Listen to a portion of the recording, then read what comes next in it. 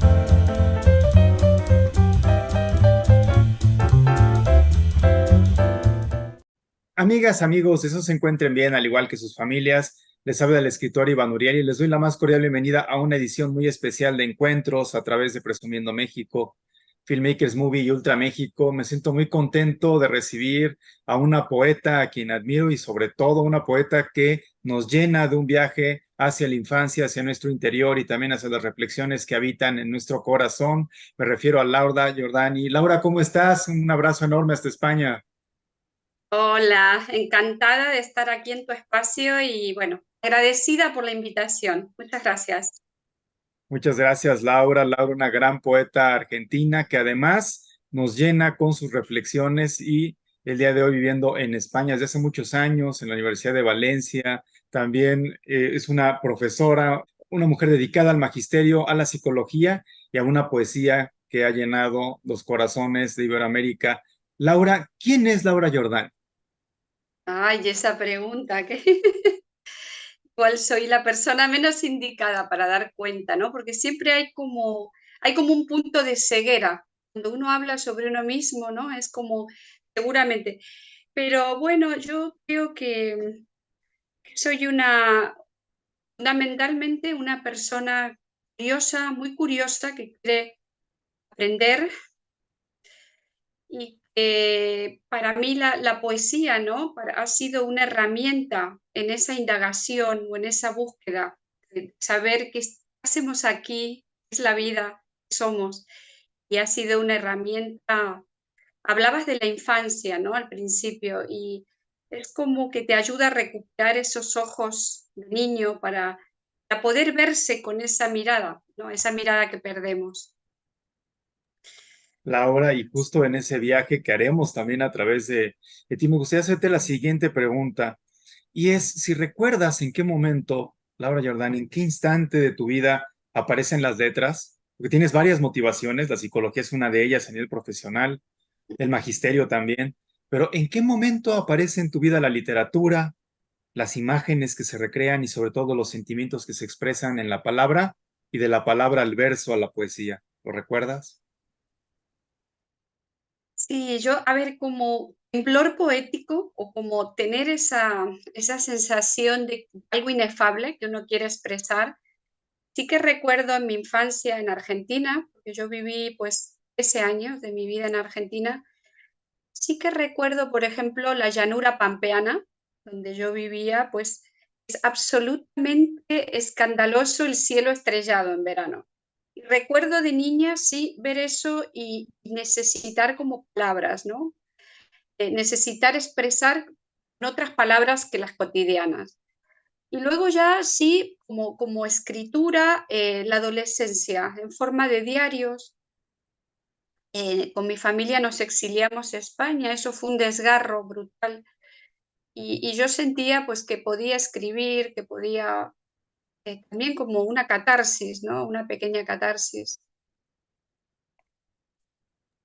Es muy importante el tema que mencionas, Laura, porque este éxodo que se tiene, este viaje, que es un viaje orientado por la circunstancia, por el entorno, por el contexto, llegas a otro país y habita en ti Argentina y habitará España.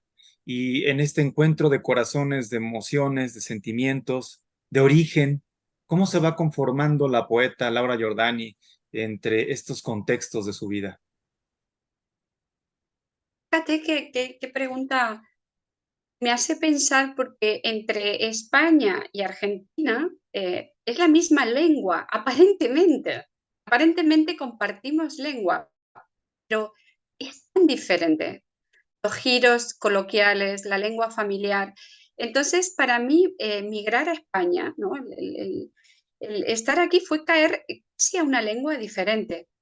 Por supuesto que hubo argentinos en esa época que se fueron a Suecia, por ejemplo, o a Francia, eso debe ser otro shock. Para mí, fíjate que ha sido la poesía como la posibilidad de encontrar una tierra intermedia, la tierra de la lengua, la tierra, quizás sin tierra, pero que se hace de las 2 orillas. No podría renunciar ahora a ninguna de las 2. No. Mira, están en ti, habitan en ti como raíces que se van de alguna manera, que fluyen también con el río. Estas raíces que no se quedan en la tierra, sino que se anidan y que van buscando surcos, abriendo surcos como tu poesía misma. Y justo entrando en ese tema, ya Laura, quería preguntarte cómo se da el proceso de la publicación de tu primer poemario, si lo recuerdas, ese momento en el cual la literatura llega en ti, la poesía llega en ti y se expresa a través de una publicación y en ese momento nos agita por dentro el alma y el corazón de tu poesía. Fíjate que yo, tardé mucho en publicar. Después de los 30, cosa que no me arrepiento en absoluto, porque cuando leo las cosas del presente, ¿no? Que escribí en los primeros años, no sé, tendría que ir retirándolas o quemándolas por ahí. Entonces, el saber esperar, yo creo que lo hice mucho tiempo a oscuras, ¿no? Tú mencionabas las raíces, es como la semillita que está bajo la tierra y que de repente hay un momento de mucha fecundidad, pero que tiene que ver con la oscuridad y con el estar oculto, ¿no? Para mí eso era como un periodo que a veces veo, pues ahora con pues, todo esto que hay de las redes, la sobreexposición, los escritores o poetas influencers o que están tan sobreexpuestos. Yo creo que a la poesía le viene bien, y en general al arte, a la literatura, pero a la poesía le viene muy bien esa fecundidad de la sombra, ¿no? Y yo los primeros años era toda escritura que iba a cajones, que iba a libretas. Luego, cuando se dio la posibilidad de publicar pequeño librito que era Celebración del Brote, yo estaba más segura, pues con mucho vértigo, pero estaba más tranquila con el resultado. Y fíjate, mencionas la palabra vértigo, además al final, en esa sensación en la que no sabemos hacia dónde se dirigen nuestros pasos, si tenemos un momento de duda o también de afirmación en ello. Y hay varias vetas en tu vida, Laura, como poeta, pero también en la vida profesional. Se encuentra la psicología, que es un tema muy importante también en ti. Y por otro lado, el ser profesora y el tener esta vocación y esta acción a través de las universidades, a través de tus alumnas y alumnos. ¿Cómo compagina la poeta el ser profesora y también la pasión por la psicología que habita en su vida? Mira, a mí o sea, además del tema escritural, digamos, el tema propio, la creación, ¿no? Lo que va en la cocina interior, me gusta mucho el tema de comunicar, de la comunicación y de poder transmitir.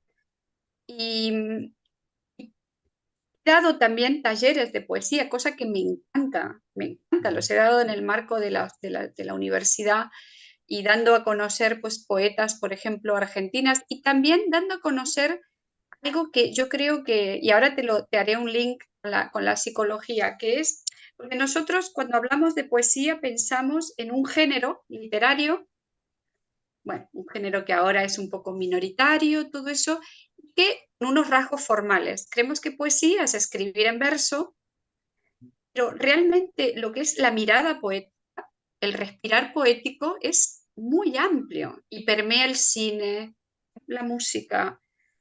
Diría que es una manera de estar en el mundo y de mirarlo, ¿no? Entonces, poder transmitir todo eso y de alguna manera contagiar ese entusiasmo que yo siento, ¿no? Por decir, miremos el mundo de nuevo, renovemos la mirada y Y esa hojita que aplastamos con el zapato, levantémosla, miremos la nervadura. Y esas experiencias poéticas a mí me gusta mucho compartirlas.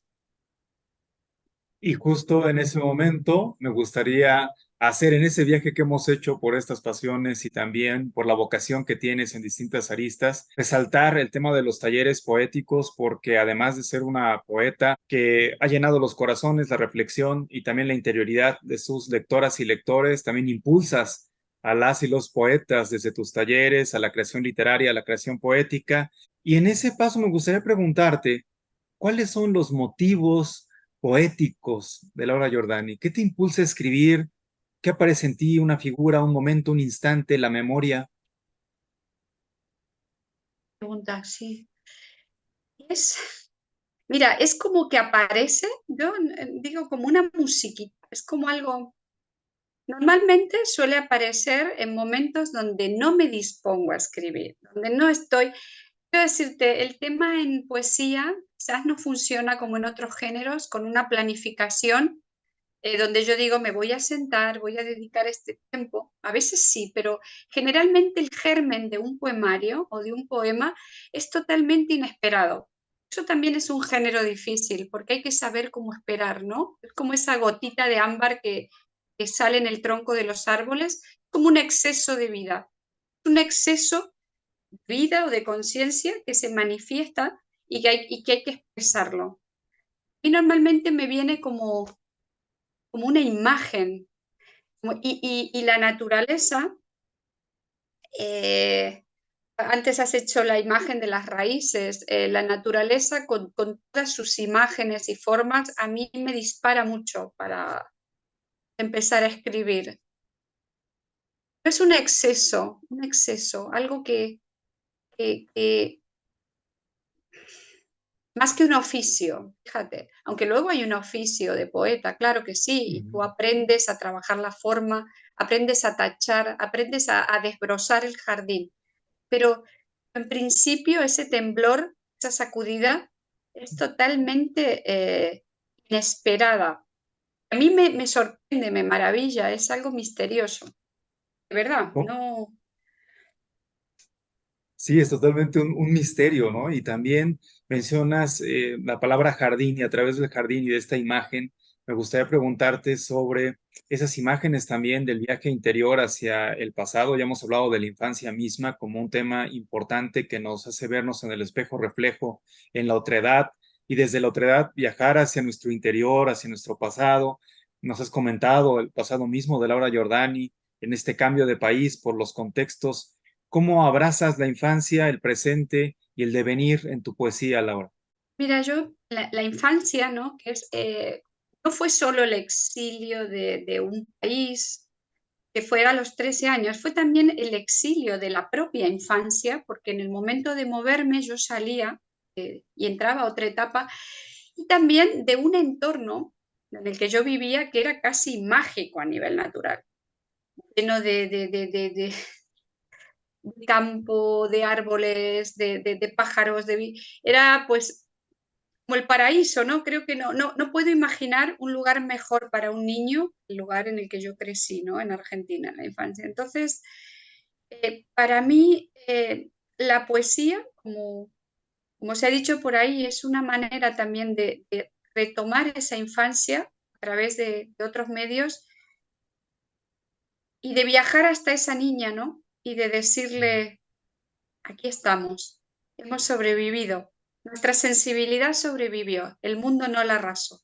Porque no sé si te parece o qué piensas, es como que a medida que nos vamos haciendo adultos, la propuesta del mundo lo que nos viene es endurecernos, llevar muchas máscaras y olvidar los sueños, por supuesto, olvidar todo eso.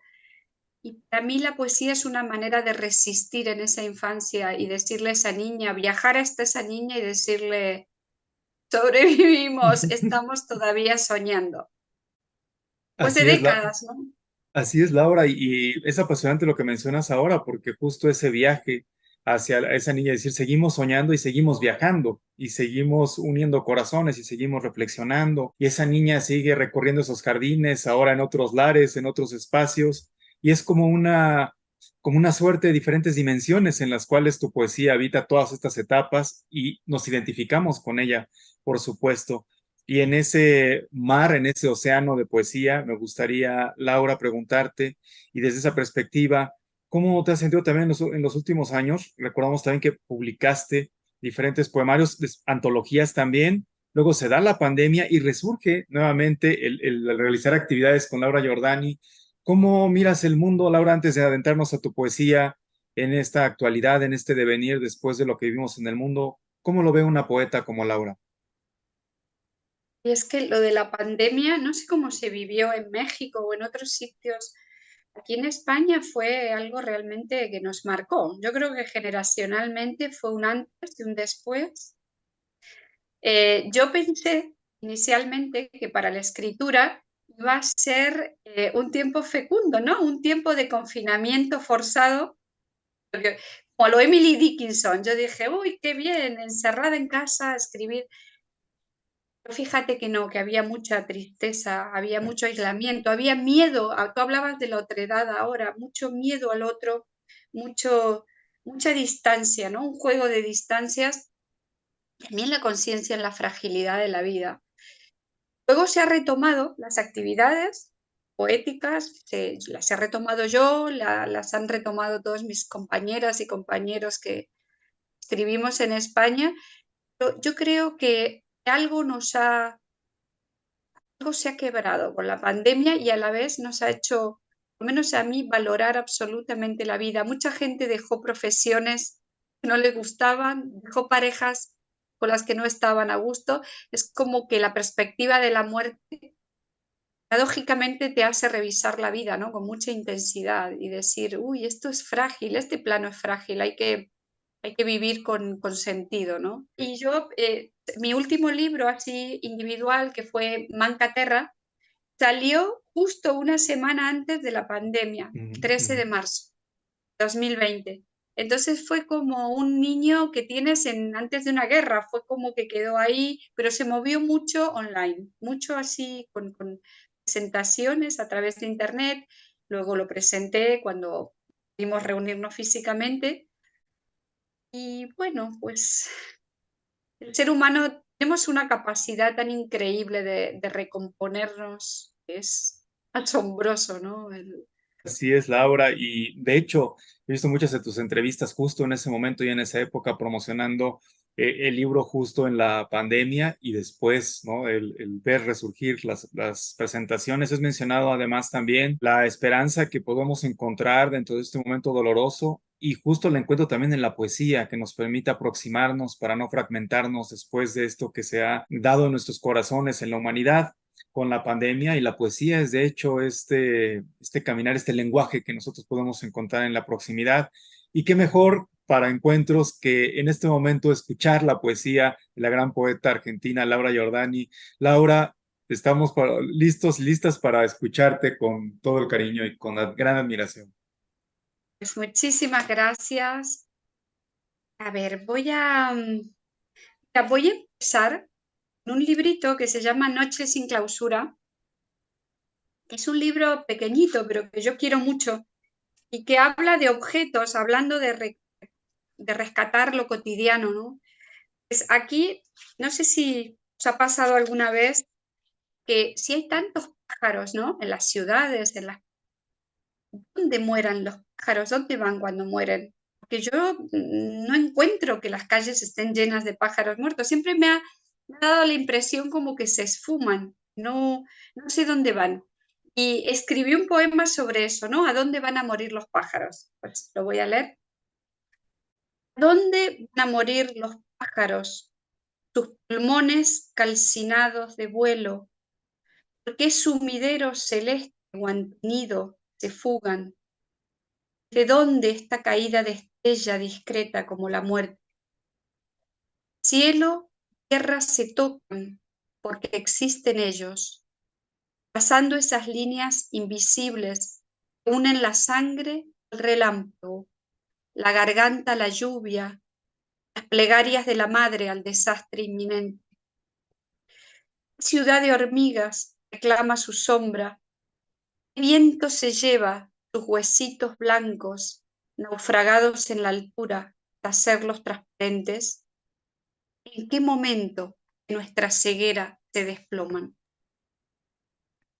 Muchas gracias, Laura. Maravilloso. Gracias de verdad por compartir con nosotros y estamos para escucharte y disfrutarte. Vale, pues voy a ir ahora a un libro que se llama Antes de desaparecer. Este libro da cuenta de la experiencia del exilio y de la infancia en Argentina. Y voy a leer el poema con el que se abre el libro. El rastro de los caracoles subiendo por los pies de la lluvia no pueden apagar la cruz del sur, guerra celeste quemando aún la frente, el paso austral de la noche, el clamor de las chicharras reverberando en el cráneo como voces de niños en una ciudad abandonada. Aunque los caracoles hoy avancen sobre cristales rotos, no pueden apagarlo. Este poema que voy a leer ahora es un poema dedicado a mi padre. Murió hace un año. Se llama El sobre todo azul. Sobre todo en Argentina es como abrigo. Y cuando él estuvo, pues estuvo detenido durante la dictadura argentina, se arriesgó dejando su abrigo azul, su sobre todo azul, a una muchacha que estaba a su lado. Y este fue su mayor legado. Por eso pues le dedico este poema que se llama El sobre todo azul. Impresionante, impresionante, Laura. El sobre todo azul que pusiste sobre los hombros la muchacha aquella volvía empapada del interrogatorio, temblando, la mojaban, la picaneaban cada noche, la dejaban junto a tu colchón con un llanto parecido al de un cachorro.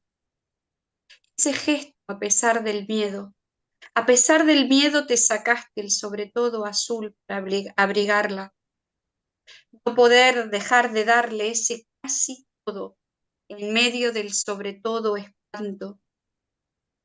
La dignidad de resistir azul en apenas 2 metros de tela, en esos centímetros tu mano sorteó en la oscuridad sus hombros, sobre todo.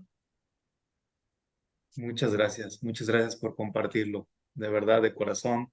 Tanto Gracias a el ti. poema como la referencia de tu padre y ese sobre todo que nos cobija el alma, que nos protege y que nos da un resguardo.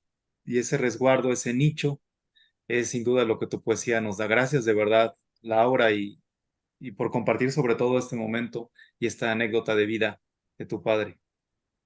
Gracias a ti. Gracias a ti porque, nada, es un espacio muy amable, muy amable y creas esa tierra de hospitalidad. Realmente se nota, se siente. Ay, gracias, Laura. Y Es, bueno, pues seguimos escuchándote, Laura. ¿Quieres? Bueno, tú me dirás, yo voy leyendo. Claro, Leeré sí, uno sí, más de felices. aquí y luego leeré del último, que es del umbral de la pandemia. Habla de la salida de la infancia también que hablábamos antes. Ella sale a la tardecita, esa luz convaleciente de los recuerdos o los charcos después de la tormenta. Sale, no recuerda bien a dónde. La memoria tiene un punto siempre flojo. Basta tensar un poco la lana para destejer entera la calle, el barro, las nubes arriadas por el viento sur, memoria de rodillas lastimadas, amarga como las naranjas de la plaza. Sin saberlo, amaba el deterioro destejiendo los cuerpos de las abuelas, las vecinas que enloquecían, baldeando las veredas cada vez más temprano, con más violencia. No lo sabía, iba floreciendo lentamente entre muertos. Gracias, Laura. A Gracias ti. por compartir. Bueno, pues voy ahora a ir al último libro que es Manca Terra. Mancaterra es italiano, es un dialecto. El nombre de este libro me lo dio mi abuela en un sueño, donde me miraba, lloraba mucho y me decía Mancaterra. Y bueno, pues yo estaba en un momento de mi vida de mucho desarraigo, ¿no? Y ella me decía, falta tierra, manca tierra, ¿no? Y a mí eso me conmovió muchísimo. Si quieres, puedo leer un poema que tiene que ver con el encuentro con esa niña Sí, que sí, se sí, quedó. adelante. Voy a empezar. Anahata, inclinarse niña adentro. Mano, jarito sin peso, ese peso insoportable de lo limpio entre mis manos. Las ahueco hasta la inclinación precisa, nuestra infancia. Mira cuánta sal en los dedos, por no haber dicho a tiempo lágrima. Me miro mis ojos, en tus ojos míos, mis ojos tuyos, agüita de charco recién llovido, venta arrancada del corazón. Espacio y tiempo colapsan en nuestro abrazo. Tapito tibio para tanta pérdida desde que dejé ese patio. Vengo desde nuestro futuro a ahuyentar la nostalgia, malsana arboleda floreciendo adentro, jilguero reseco que todavía canta. Verás cómo respiran los eucaliptos del monte sin miedo. Niña que se quedó esperando un pliegue del miocardio, más pájaros muertos camino a la escuela. En tu garganta la extraña ave me descorrompe molécula a molécula y agujerea con su vuelo de falso cielo. Dámelo intacto, el barro primero. Habla un lenguaje que no sea adquisición, palabras lepra de lo vivido, ajena todavía a esta violencia adulta de nombrar. Canta la canción olvidada, su rosado definitivo como cicatriz del vientre o la marca de agua en la fachada de la casa. Tiempo de cerrar los ojos, tiempo de escribir con tus manos, atorada de pájaros y pétalos, decir, estoy perdida. Regreso a la fascia de los recién perdonados. Ya no recuerdo cómo partir el uno en pronombres. Y este poema que sigue también es un viaje a la niña. Lleva un verso de un gran poeta español que se llama Antonio Gamoneda, que dice, voy a caer en el frío de mi propio corazón. Gracias. Ya te vas a acostumbrar, el mantra de los adultos. Escribir como una manera de viajar hasta aquella niña de 8 años y decirle, no me acostumbré. Su ortopedia para sobrellevar el horror no funcionó. Me siguen doliendo esos pájaros. Demorar con la escritura aquel frío desconocido que subía desde las baldosas, para que no nos hiele el corazón, no todavía. Gracias de todo corazón, de verdad que te agradezco desde el alma porque además de compartir la poesía y Gracias también a ti. las anécdotas en torno a ello y las razones, los motivos, esa imagen que nos dejas de tu padre sobre todo y también ese respiro que tu abuelita te da el título además, ese respiro de los eucaliptos sin miedo que nos has compartido también a través de un sueño, es una figura poética que nos llena y que nos alimenta desde la poesía de Laura Giordani. Laura, muchas gracias de todo corazón por habernos acompañado en encuentros. Ha sido para mí un placer y estamos felices de recibirte. Para mí también ha sido una experiencia preciosa, serena, creas una atmósfera muy, donde uno es fácil sentirse cómodo y bien acogido. Muchas gracias, de verdad. Gracias a ti. No, gracias, gracias, de verdad, Laura, con gran admiración.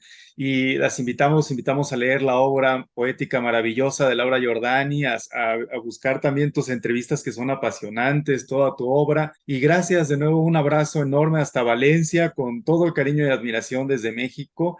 Y estamos en contacto siempre, Laura, siguiendo tu poesía y siguiendo esa caricia del alma que para mí ha sido esta lectura. De verdad que gracias. Gracias de todo corazón nuevamente y te enviamos un abrazo enorme. Bueno, un abrazo desde España. Muchas gracias.